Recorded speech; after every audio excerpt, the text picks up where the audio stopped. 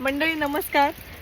खूप प्रतीक्षा पाहिल्यानंतर कालपासून इथे पावसाची सुरुवात झाली आहे. मे महिन्यात जूनचे सगळे दिवस आमची प्रचंड गडबड चालू होती कामाची.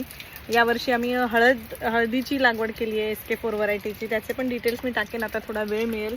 थोडीशी भाजी लावली आहे त्याच्यामध्ये, कंदमुळं लावली आहेत थोडीशी. आमचे खूप सारे प्रयोग आणि त्यातून शिकणं चालू होतं, त्याच्यामुळे वेळ मिळत नव्हता तुमच्याशी संवाद साधायला. पण एक मात्र आवर्जून सांगेन सगळ्यांना, खूप प्रतीक्षा पाहिल्यानंतर यावर्षी पाऊस आत्ता आलेला आहे. तर कृपया हे जे पाणी पडतंय तर ते नुसतंच वाहून जाऊ देऊ नका.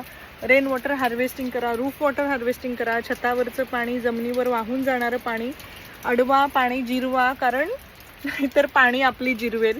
यावर्षी इतक्या प्रतीक्षेनंतर पाऊस आलाय तरी टेम्परेचर्स खूप वाढले होते, पण पुढच्या वर्षी आणखीन सांगू शकत नाही. ज्या प्रकारे निसर्गाची हानी होते, टेम्परेचर दरवर्षी वाढत आहेत, पावसाचा पॅटर्न, मान्सूनचा पॅटर्न सगळं बदलत चाललं आहे. सो प्लीज, आम्ही ह्याच्यावरती सुद्धा आमचा अभ्यास चालू आहे, काम चालू आहे. आम्ही सुद्धा आमची बोरवेल आहे, नर्सरीमधलं ह्याचं छत आहे बिल्डिंगचं.